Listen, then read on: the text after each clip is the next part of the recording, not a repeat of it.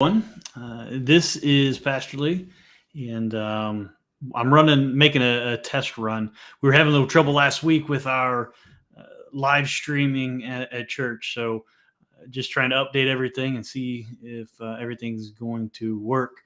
One of the things I figured it'd be kind of cool is if this is live streaming out as it says it is, that if there's any comments, I could respond to them appropriately.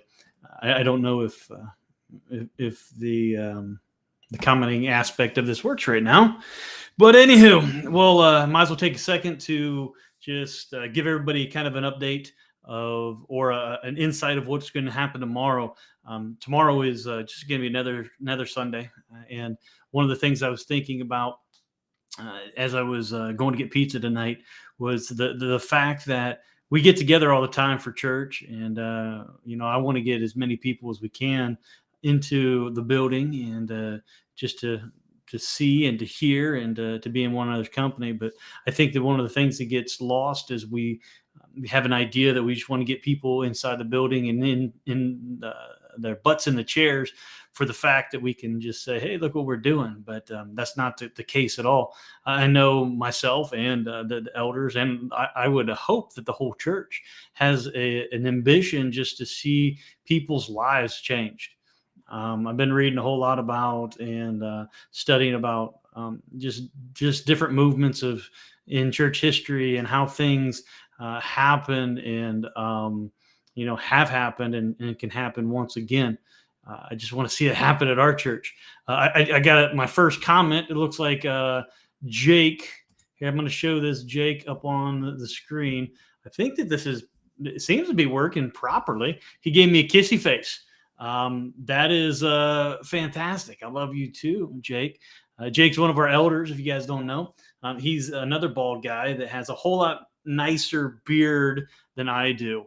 But that has nothing to do with church history, because I don't think that you have to have a beard to be an elder, or that even if you do have a cool beard like Jake's, it makes you any more spiritual, I guess. I don't know. I mean, I think it would help because you can sit there and you can stroke your beard. Oh, yes, I think so.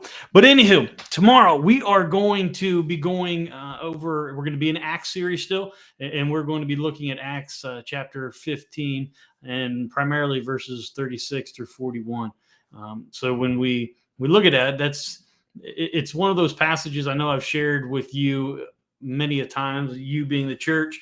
I've shared with you many times before that there are certain passages of scripture that when you read them, you might not like them. And this is one of those passages for years that when I read it, I didn't like because it was used in a malicious way towards me years and years and years ago. We might talk about that a little bit tomorrow.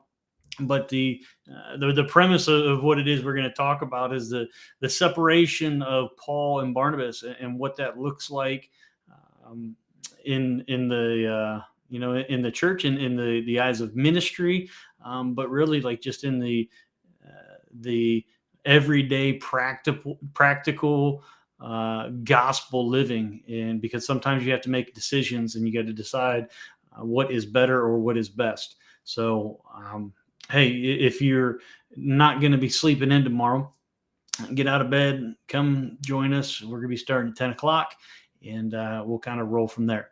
So like I said, this was just kind of a test run. I hope that it worked, and it worked well. And y'all have a good night.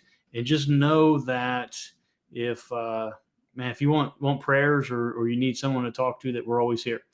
So, all right, I'll hopefully see you tomorrow. And if I don't, then I hope to see you soon. All right, have a good night.